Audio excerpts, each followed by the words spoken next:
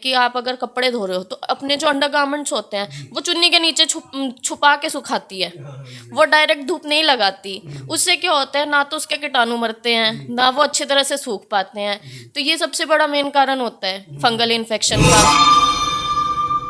भी जाके urine pass कर रहे हैं, वो क्लीन नहीं कर रहे अपना प्राइवेट पार्ट, और ये बहुत जरूरी है कि आप उसको क्लीन करो, क्योंकि जब भी इंटरकोर्स करेंगे, जो मैरिड कपल है ऑब्वियसली वो इंटरकोर्स करेगा, तो वो अगर मेल को इन्फेक्शन है वो फीमेल कैरी करेगी। को बताने में संकोच करती हैं, खासकर कि जो गुप्तांग से जुड़े हुए रोग होते हैं। गुप्तांग से जुड़े हुए रोग जैसे कि सफ़ेद पानी की समस्या होगी, ठीक है, यूट्रस से रिलेटेड कोई प्रॉब्लम है, मान लो प्रॉपर पीरियड्स नहीं आ पा रहे हैं, या फिर बांझपन आ गया है, कि कहते हैं कि काफ़ी टाइम से प्रॉब्लम चल रही है, कंसीव नहीं कर पा रहे हैं, बेबी कंसीव नहीं हो पा रहा है। वो समस्याएं क्यों, किस वजह से रहती है? वो इसी वजह से रहती है क्योंकि आपकी दिनचर्या, महिलाओं की आजकल दिनचर्या ये रहती है। फर्टिलिटी का हम यहाँ पे पक्का इलाज देते हैं, बांझपन का, जो हमारा आयुर्वेदिक ट्रीटमेंट है, ठीक है, 100% गारंटेड इलाज है। दूसरा, फीमेल्स को ना गाँवों के एरिया में बहुत सारी मिसअंडरस्टैंडिंग्स है। नमस्कार, मैं तरसेम सिंह, आप देख रहे हैं कैथल की आवाज़ चैनल। भाई मौजूदा पहला कैमरा मैन तक कहूँगा भाई लोकेशन दिखा दे। कुराड़ रोड पर या दुब्बड़ में जावा भाई, सड़क दुब्बड़ और कुराड़ के बीच में तना दिखावांगे भाई। एक ऐसा रोग है भाई, जड़ तक खत्म हुआ भाई। कैमरा मैन तक हुए दिखा दे भाई। आनंद हॉस्पिटल है भाई, उरे अस्पताल है, यू अस्पताल में मौजूद है भाई। बातचीत करांगे, अंदर डॉक्टर भी है भाई। पहला कैमरा मैन तक हुआ भाई, यू हॉस्पिटल दिखा दे भाई, अस्पताल दिखा दे भाई। आनंद अस्पताल है भाई, सारों को दिखा दे एक बार। इमरजेंसी सेवा 24 घंटे है, हृदय की निगरानी वो है जो भी है, बाल चिकित्सा ओपीडी भी है, हर प्रकार की दवाइयाँ की सुविधा है भाई। महिला रोग के लिए विशेष महिला डॉक्टर है भाई। महिलाओं के कटे फटे कानों का पक्का इलाज करा जाए, वो एक पक्का इलाज है भाई। जो चमड़ी के रोग है भाई, पूरा गारंटी है भाई, गारंटी तो ठीक हो है भाई। तरह लोकेशन दिखा दी है भाई, अंदर डॉक्टर है भाई, सीधी बातचीत करांगे। एक बार दिखा दे भाई, हॉस्पिटल दिखा दे, अस्पताल दिखा दे भाई, सारा घुमा दे भाई कैमरा एक बार। यहाँ दिखा दे, पेड़ पौधे दिखा दे, फीलिंग देखो भाई किसी आवे। और हॉस्पिटल में सफाई देखो भाई, ताने दिखाओगे अंदर जाकर भाई। जब परसना जीभ गला चाट लो भाई। इतनी बढ़िया सफाई में इतने हॉस्पिटल में गया, इतनी दूर नहीं जावा कैमरा मैन, यार रेंज कटेगी यार, मेरा गला गला रहे करे उड़ा जाए। दोनों कहते जाओ तो मेरा गला रहो यार। सफाई दिखावे ताने हॉस्पिटल की, चाहे जीभ गला भाई परस चाट लो ताने। मैं इतने हॉस्पिटल में गया भाई, मैंने कड़ियाँ भी इस तरह की सफाई नहीं मिली। और अंदर डॉक्टर है भाई, सीधी बातचीत करांगे भाई। पहला दिखा दे भाई, अंदर आ जाए, मेरा गला गला आ जाए। हॉस्पिटल दिखा दे, चुगरदा को दिखा दे भाई, नीचे को एक बार सफाई दिखा दे। इस तरह का हॉस्पिटल मैंने आज तक नहीं देखा। इतनी बढ़िया सफाई, इतनी फीलिंग आया भाई, अंदर जी लगा भाई, जानना भी नहीं जी करता। इस तरह का हॉस्पिटल दिखाने लग रहा ताने, कड़िया भी नहीं देखा हो गया। एक बार हॉस्पिटल दिखा दे भाई, सफाई देख लो भाई। अंदर डॉक्टर मौजूद है भाई, बातचीत करांगे। और तरता बता दी, जो चमड़ी का रोग है भाई पक्की है, गारंटी है, गारंटी है भाई, जब ठीक हो भाई। एक बार और सारा हॉस्पिटल दिखा दे, आज मेरा गला गला आ जाए। दिखा अंदर हो हॉस्पिटल दिखा दे, आ जाए। मेडिकल हॉल दिखा दे एक बार, दिखा दे। गला गला शेयर कर दे रहो भाई, कैथल की आवाज़ चैनल देख रहे हो तो हम गला गला शेयर कर दे रहो। लेबोरेटरी दिखा दे भाई एक बार, लेबोरेटरी दिखा दे। और तम सफाई भी गला गला देखने लग रहे हॉस्पिटल की भाई। देख दे ही भूख बात जा भाई, सफाई ने देख दे ही भूख बात जा भाई। कैमरा मैन तक उन्हें दिखा दे एक बार, एक एक मशीन दिखा दे भाई। ईब कड़िया जाने की जरूरत नहीं है भाई, ताने उरा जी कोई दिक्कत नहीं, इतनी सफाई देखने नहीं मिलेगी। दवाई लेने नहीं आवा, एक बार हॉस्पिटल जरूर देखना है जो भाई। या सीधी दिखा दे भाई, सारा हॉस्पिटल दिखाने लग रहा है ताने। अंदर डॉक्टर है भाई, बातचीत करांगे। आ जा कैमरा मैन तक घूमा, मेरा गला गला आ जाए भाई, डॉक्टर है उनसे बातचीत करांगे। आ जाए, आ जाए, बैठ जाओ भाई जी। राम राम, नमस्कार जी, कैसे हो आप? मैं बहुत बढ़िया। सबसे पहले तो आपके जितने दर्शक हमें देख रहे हैं उन सबको मेरी तरफ से सादर प्रणाम। आप सब लोगों से मेरी एक ही गुंजाइश है कि एक बार आप हॉस्पिटल में एक बार आइए। इलाज करवाना तो चलो दूसरी बात है, सबसे पहले आके पहले यहाँ सुविधा देखिए क्या क्या है। हमारे हल्का कलायत के लिए मैंने करना होता तो मैं जाके कलायत में भी कर सकता था हॉस्पिटल, पर मेरी में प्राथमिकता ये थी कि जो हमारे गांव में लोग रहते हैं उनको सबसे बड़ी बात उनको नॉलेज नहीं है इस बारे में कि कहाँ पे कितना क्या पे लगता है, कितना पैसा लगता है। अब बाहर अगर किसी मरीज को लेके जाते हैं किसी भी अस्पताल में आप जाओगे तो आप वहाँ देखेंगे कि दुनिया भर के उन्होंने चार्जेस रखे हुए हैं। सबसे पहले ओपीडी चार्ज ले लेंगे, फिर इमरजेंसी चार्ज ले लेंगे, फिर बेड चार्ज ले लेंगे। इसी में इतना खर्चा बन जाता है कि जो मरीज है एक तो पहले ही बीमार है, वो एक तो उसको पहले ही इस तरीके से हो गया कि उसको खर्चा करना पड़ेगा बीमारी के इलाज करवाने के लिए, ऊपर से फिर वो एक्स्ट्रा चार्जेस देगा और फिर वो इलाज इतना महंगा हो जाता है कि कोई गरीब तबके का कोई अगर है कोई व्यक्ति है और वो बीमार हो गया है तो उसके लिए तो एक कुदरत की एक ऐसी मार तो पड़ी गई है उसके ऊपर से फिर उसको कर्ज लेना पड़ेगा। मतलब इस हॉस्पिटल में कोई चार्ज नहीं है भाई? हमारे यहाँ पे कोई ओपीडी चार्ज नहीं है, किसी प्रकार का हम इमरजेंसी चार्ज नहीं लेते, कोई बेड चार्ज नहीं लेते, सिर्फ दवाइयों के पैसे लेते हैं। सारे हॉस्पिटल में ले चार्ज, आप क्यों नहीं ले रहे? देखो मैं यहाँ सेवा भाव से बैठा हूँ मेरा पैसा कमाना मोटिव नहीं है। पैसा कमाना होता मैं किसी शहर में बैठता जाके। यहाँ इस वक्त पे असल में मेरे फादर साहब हैं, वो भी डॉक्टर हैं कलायत में, वो 40 साल से प्रैक्टिस कर रहे हैं, डॉक्टर आनंद नाम है और अपने हल्का कलायत में उनको रोहतक वाले के नाम से जानते हैं। तो उनका शुरू से जैसे जो मेरे फादर साहब का शुरू से स्वभाव रहा है, उनका ये कहना है कि जब रोगी हमारे पास आ गया दुखी तो वो पहले ही है, परेशान वो पहले ही है। आते ही अगर हम उससे मान लो अपनी जेब भरने के लिए पैसे ही पैसे ऐंठते रहेंगे कि वो कुछ इलाज प्रॉपर दे नहीं रहे होंगे, उसका क्या फ़ायदा। तो मेरे फादर साहब का ये सपना था कि गाँव के मतलब जो हमारा इलाका है रूरल एरिया है, खासकर हल्का कलायत के आसपास के गाँव में जितने भी मान लो आसपास हॉस्पिटल, कलायत में ही है मेन हॉस्पिटल, तो कलायत के हॉस्पिटल्स में चार्जेस दुनिया भर के लगते हैं। तो पापा का ये मेरा मोटिव था कि मेरे फादर साहब ने मेरे को ये बोला था कि हॉस्पिटल ऐसा बनाना है हमने जिसमें कम से कम खर्च में अच्छा इलाज हम दे सकें। हमारे यहाँ पे जो इलाज करवाने आता है, पहली बात तो जितनी बार भी यहाँ लोग हमारे पास कोई इलाज करवाने आया तो वो दोबारा फिर से यहीं इलाज करवाने आता है और कहीं जाता नहीं है, क्योंकि हमने हर चीज़ के पैसे काट के एक साइड कर दिए हैं कि हमने ये पैसे नहीं लेने, हम सिर्फ दवाइयों के पैसे लेंगे। दूसरी चीज़ जो हमारी लैब के चार्जेस हैं, आप बाहर कोई टेस्ट करवाने जाएंगे, मान लीजिए किसी टेस्ट की कीमत 200 रुपये है, हमारे यहाँ वो 100 रुपये में होगा। सारे टेस्ट हमने आधे रेट पे रखे हुए हैं। भाई जो टेस्ट है नहीं लेबोरेटरी के टेस्ट आधा रेट में कल लग रहा भाई, क्यों कल लग रहा जी? हमने बताया तो आपको कि हम यहाँ पब्लिक की सेवा के लिए बैठे हुए हैं, वैसे भी हमें कमाई का कोई में कमीशन चलता है, लैब में 50-50 किसी तरह का कमीशन नहीं है। अब आप मान के चलो एक नॉर्मल सी बात है, एक सीबीसी टेस्ट आप करवाने जाओगे, बाहर कीमत उसकी 150 रुपये है, हम यहाँ 75 रुपये में टेस्ट कर रहे हैं। वो सिर्फ हमने इसलिए रखा हुआ है क्योंकि जो गरीब तबके के लोग हैं वो सामर्थ्य नहीं है उनका इतना कि वो इतना पैसा खर्च कर दें। एक समझ में नहीं आया डॉक्टर साहब, जिस तरह लोकेशन आपने इन्हों किस तरह ढूंढी है? लोकेशन कलायत भी है और भी कहीं मेन रोड है, आपने तो ये दुब्बड़ और कुराड़ के बीच में ही क्योंकि लोकेशन ढूंढी। कलायत में मेरे को इतनी जगह नहीं मिल पाई थी क्योंकि मेरा आगे फ्यूचर का प्लान है कि मैं यहाँ पे आईसीयू जैसी आईसीयू की सुविधा, क्रिटिकल केयर की सुविधा देना चाहता हूँ। मैं साथ साथ ऑपरेशन थिएटर भी यहाँ पे बना रहा हूँ आगे, क्योंकि मैं चाहता हूँ कि कम से कम बजट में सर्जरी कर पाएँ हम यहाँ पे। साथ ही साथ पीछे आपको दिखाऊंगा, मैं थोड़ी देर में राउंड करने चलेंगे तो दिखाता हूँ। पीछे मैंने अंडर कंस्ट्रक्शन रखा हुआ है, प्राइवेट वार्ड भी बन रहे हैं, आवाज आ रही है भाई। और साथ साथ हम यहाँ पे सिटी स्कैन, अल्ट्रासाउंड, एक्सरे ये सब कुछ लेके आएंगे, पर वो आने वाले टाइम की वो है, मतलब फ्यूचर में नेक्स्ट ईयर तक। मतलब मेरा प्लान है ऐसा कि मैं चाहता हूँ कि अगर मेरे को लोग यहाँ सपोर्ट करेंगे, अगर लोग हमारे यहाँ आएंगे तो उनको जो सुविधा चाहिए होगी वो मैं प्रोवाइड करवाऊँगा उनको, और कम से कम खर्च में करवाऊँगा। अब क्या क्या सुविधा दे रही हो आप? अभी हमारे पास हर तरह की सुविधा है। देखो, अगर कोई हार्ट का पेशेंट है, बाई चांस कोई इमरजेंसी ऐसी हो गई है कि मान लो हार्ट अटैक, एक नॉर्मल सी हम आसपास देखते ही हैं, सबसे बड़ी इमरजेंसी क्या रहती है? हार्ट अटैक आ गया मरीज को, टाइम पे अगर उसको ट्रीटमेंट तो मिल गया वो बच जाएगा, नहीं तो कैथल ले जाते तक तो वैसे ही ख़त्म हो जाना है। तो हमारे पास यहाँ पे कार्डियक मॉनिटर रखा हुआ है, मतलब हृदय की निगरानी करने के लिए कि कंडीशन क्या चल रही है हार्ट की। ईसीजी मशीन है हमारे पास, क्रिटिकल केयर एक्सपर्ट्स बैठे हैं सारे। मैंने खुद यहाँ पे चंडीगढ़ में क्रिटिकल केयर का काम किया है, गुड़गांव काम किया है मैंने, और जो मेरी वाइफ हैं वो भी क्रिटिकल केयर का काम करके आए हुए हैं। तो हम हर तरह की इमरजेंसी हैंडल कर लेते हैं। अगर मरीज मेरे पास इमरजेंसी में आ गया, मान के चलिए हार्ट अटैक के साथ ही आ गया, वो यहाँ से हम उसको इतना स्टेबल करके भेजेंगे कि वो आगे कार्डियक सेंटर अगर पहुंचे जहां उसने स्टंटिंग वगैरह करवानी है या कोई हार्ट का कोई बीमारी की समस्या उनकी, क्योंकि वो तो आगे टेस्ट वगैरह होंगे उसमें पता चलेगा। हमारे यहाँ पे हार्ट के लिए 1-2 टेस्ट ऐसे हैं जो हमने यहाँ रखे हुए हैं, जैसे ट्रोप्टी का टेस्ट होता है, अगर टाइम रहते वो टेस्ट हो जाए तो हमें पता चल जाता है कि इसको हार्ट अटैक आया है या नहीं आया है।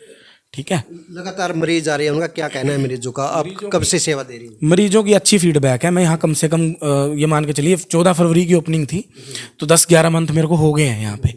तो जितने अब तक मरीज मेरे पास आए हैं वो सब ठीक होके गए हैं आगे, फिर वो वापस अपने रिश्तेदारों को भी यहाँ तक लेके आए हुए हैं।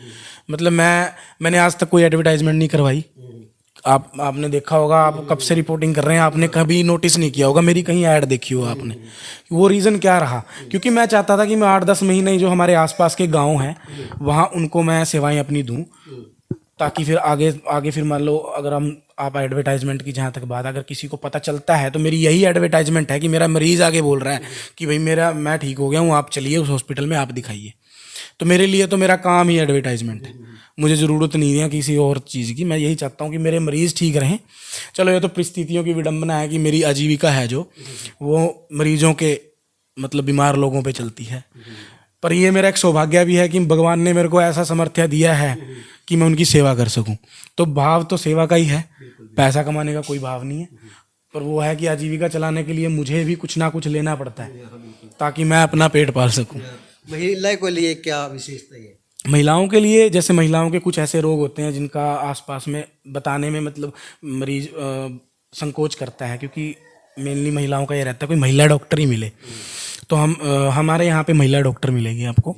और बीमारियाँ जैसे कि कुछ ऐसी अंदरूनी बीमारियाँ होगी, जैसे यूट्रस से रिलेटेड होगी, बच्चेदानी से रिलेटेड होगी, या पीरियड्स नॉर्मल नहीं आ रहे हैं, सफ़ेद पानी की समस्या आ गई।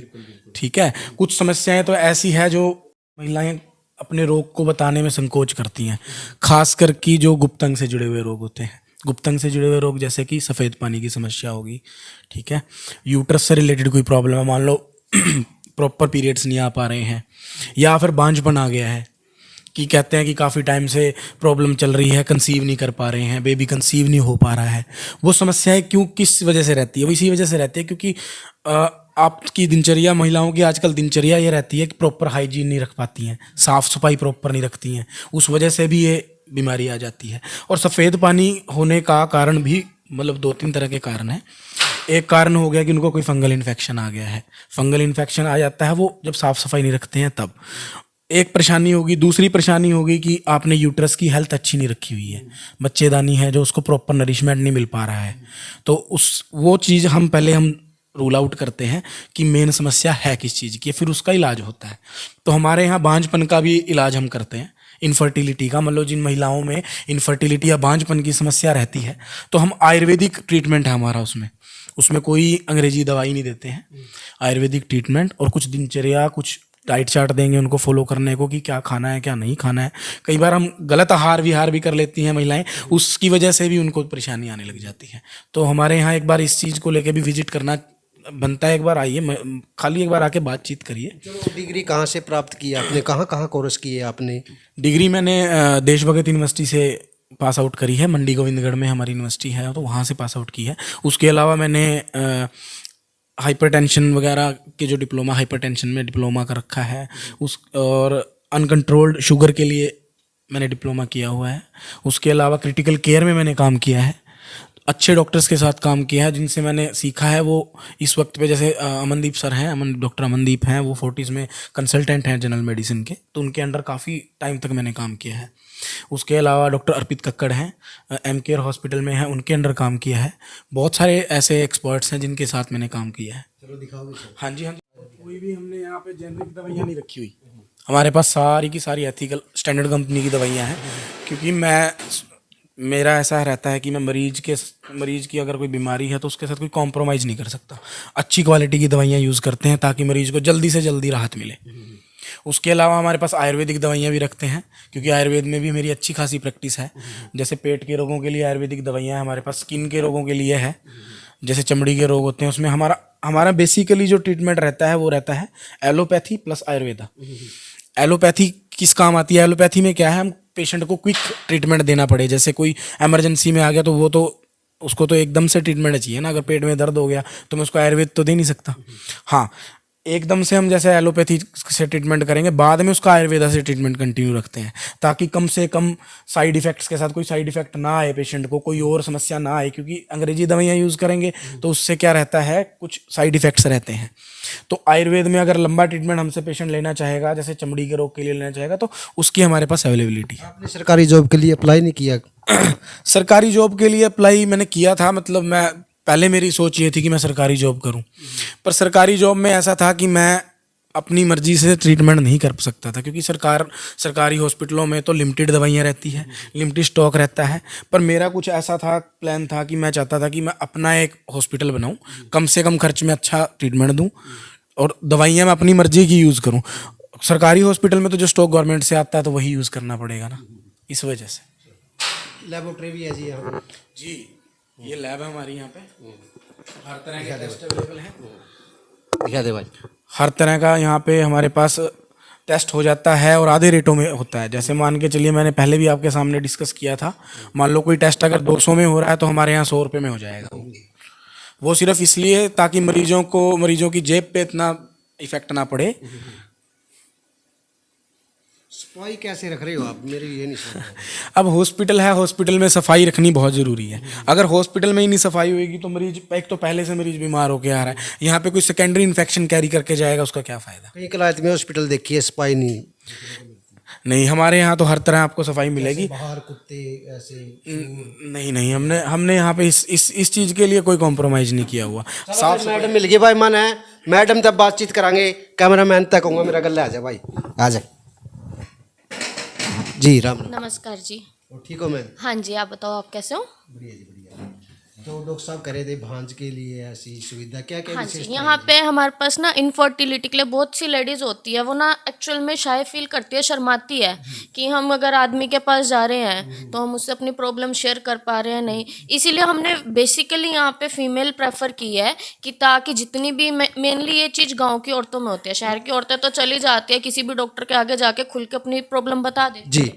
तो यहाँ पे मेनली हमने इसलिए फीमेल रखी है कि ताकि जो लेडीज़ हो उनको क्योर ज़्यादा हो, क्योंकि गांव में मेनली हम जो फोकस करते हैं लेडीज़ पे करते हैं। आदमी तो किसी के आगे भी जाके बोल देंगे मुझे दिक्कत है, फीमेल्स नहीं बोल पाती है गांव में। ये कारण क्या रहता है मैम, बोल क्यों नहीं सकती? अब तो जागरूक हो गए लोग, तो जागरूक हो गए हैं, पर जो लोगों की मेंटलिटी है गांव वाले की, वो औरत को ऐसे ही रखते हैं कि तूने घूंघट करके रहना है, ये तेरा बड़ा है, तूने इसके आगे नहीं जाना है, तूने साथ। अगर आप बचपन से लेडीज़ को इसी चीज़ में ढाल रहे हो तो वो बड़ी होकर इसी चीज़ में ढल जाएगी। अब हम लोग बाहर जाएंगे, शहर में निकलेंगे, अब देखते हैं कि जो लेडीज़ है वो आगे निकल रही है, जॉब कर रही है, हर चीज़ करे, तो उनका कॉन्फिडेंस बिल्ड हो जाता है। यहाँ पे रह के कॉन्फिडेंस ही नहीं बिल्ड हो पा रहा है। ये चीज़ मेन होती है कि लेडीज़ बोल नहीं पाती है। इनफर्टिलिटी का हम यहाँ पे पक्का इलाज देते हैं, बांझपन का, जो हमारा आयुर्वेदिक ट्रीटमेंट है, ठीक है, 100% गारंटेड इलाज है। दूसरा, फीमेल्स को ना गाँवों के एरिया में बहुत सारी मिसअंडरस्टैंडिंग्स है, स्पेशली जैसे उनके पीरियड्स आते हैं, वो क्या करते हैं, अगर सैनिटरी भी यूज़ कर रहे हैं, आजकल नॉलेज के अकॉर्डिंग वो सैनिटरी यूज़ करते हैं, बट सैनिटरी में क्या दिक्कत आती है, वो एक सैनिटरी पैड अगर सुबह लगा रहे हैं वो 12 घंटे कंटिन्यू चलता है। वो ये नहीं सोचते कि इससे हमारे को कोई दिक्कत होएगी, जबकि सैनिटरी का हमारा मेनली ये पर्पस होता है कि हम हर 2 आवर्स में उसको चेंज करें। फिर वो क्या करेंगे, फिर उनको वो ईचिंग देगा, इन्फेक्शन करेगा, फिर वो बताने से कतराते हैं कि हमें ये दिक्कत हो रही है, फिर वो बोलते हैं कि हम सैनिटरी भी यूज़ करें पर फिर भी हमारी प्रॉब्लम नहीं रिजॉल्व हो रही है। वो उनको तरीका तो पता ही नहीं है। दूसरी चीज़ सबसे इम्पोर्टेंट जो है वो फीमेल की हाइजीन। फीमेल हाइजीन करेगी, मेल नहीं करेगा। गांव में हाइजीन की बहुत प्रॉब्लम है, तो हाइजीन सबसे मेन होती है इन चीज़ों के लिए। फीमेल हमारे पास जितनी भी आती है हम उनको काउंसिल करके भेजते हैं। दूसरी चीज़, फीमेल्स को या मेल्स हो गए, यहाँ पे गांव में क्या सिखाया जाता है कि आप अगर कपड़े धो रहे हो तो अपने जो अंडरगारमेंट्स होते हैं वो चुन्नी के नीचे छुपा के सुखाती है, वो डायरेक्ट धूप नहीं लगाती। उससे क्या होता है, ना तो उसके कीटाणु मरते हैं, ना वो अच्छी तरह से सूख पाते हैं। तो ये सबसे बड़ा मेन कारण होता है फंगल इन्फेक्शन का। गीला होएगा तो फंगल तो ऑब्वियसली आएगा आपको। तो अगर वो तेज़ धूप में उनको सुखा रहे हैं, एक तो वो प्रॉपर ड्राई हो रहा है, सन से क्या होता है सारे बैक्टीरियाज मर जाते हैं। दूसरी चीज़, अगर वो ड्राई करने के बाद उनको प्रेस करके पहन रहे हैं, आयरन क्या दे रहा है, हीट दे रही है, उससे बैक्टीरिया मर गए। तीसरी चीज़, उनको अपने आप को ड्राई रखना है, अपनी क्लीनिनेस ज़रूरी है। यूरिन पास कर रहे हैं, अपने पास टिश्यू रख लो, टिश्यू नहीं है आपके पास अवेलेबल, आप कॉटन क्लोथ्स रख लो पीसीस बना के, उनको रेगुलर डेटॉल पानी में वॉश करते रहो। वो ड्राई होने चाहिए, जब भी आप यूरिन पास करते हो उधर से क्लीन करके उसको प्रॉपर ड्राई करके फिर अपने कपड़े पहनो, उससे गीला ही नहीं रहेगा तो फंगस भी नहीं होगा। महिला आई है या कोई दवाई लेने ठीक हुई है आपकी दवाई से? हाँ जी, यहाँ पे मोस्टली 20 to 30 पेशेंट्स आ चुके हैं, मेनली इसी प्रॉब्लम के साथ, वाइट डिस्चार्ज के साथ, फंगल इन्फेक्शन के साथ, यूरिनरी ट्रैक्ट इन्फेक्शन के साथ, सारे क्योर होके गए हैं। इवन उन्होंने रिकमेंड भी किए हैं पेशेंट्स हमारे पास। महिलाओं से क्या अपील रहती है मैम? महिलाओं से अपील रहती है कि देखो, वो अगर हम उन्हें नॉलेज दे रहे हैं वो तो अपनी क्लीनिनेस कर लेगी, पर अपील ये रह रही है इस टाइम पे कि जो मेल पर्सन है वो भी ये चीज़ समझे। क्यों वो कहीं पे भी जाके यूरिन पास कर रहा है, वो क्लीन नहीं कर रहा अपना प्राइवेट पार्ट, और ये बहुत ज़रूरी है कि आप उसको क्लीन करो, क्योंकि जब भी इंटरकोर्स करेंगे, जो मैरिड कपल है ऑब्वियसली वो इंटरकोर्स करेगा, तो वो अगर मेल को इन्फेक्शन है वो फीमेल कैरी करेगी। चलो भाई, बातचीत करांगे डॉक्टर से, बातचीत करांगे। हाँ जी, एक बीमारी है जो जड़ तक ख़त्म करो आप। हाँ जी, वो है चमड़ी का रोग। जी जी जी।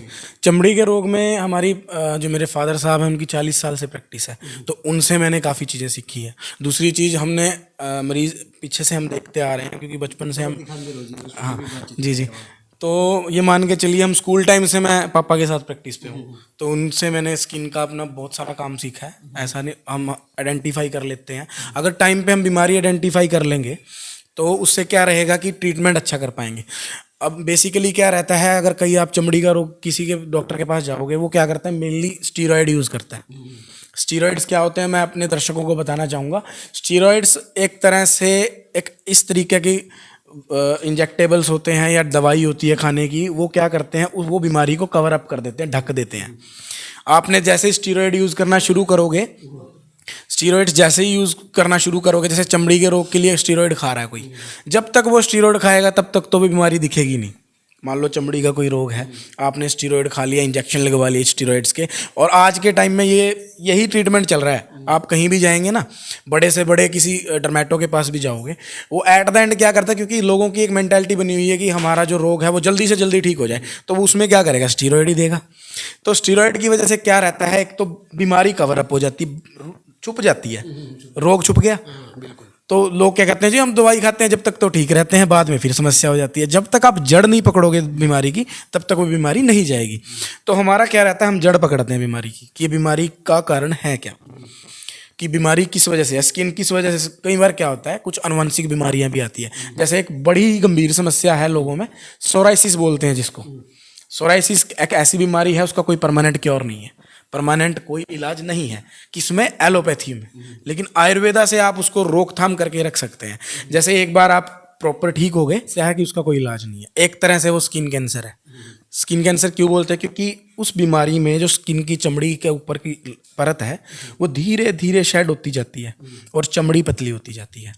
तो उस बीमारी का हमारे पास आयुर्वेद में इस तरीके का इलाज है कि हम, जैसे एक बार मरीज की बीमारी, एक बार वो कवर अप होगी, साफ होगी चमड़ी बिल्कुल, तो हमारे पास इस तरीके के मतलब पीने की दवाइयाँ कुछ ऐसी हैं, कुछ हमारे खुद के बनाए हुए नुस्खे हैं। नुस्खे इन द सेंस हमारा खुद का बनाया हुआ तजुर्बे के हिसाब से।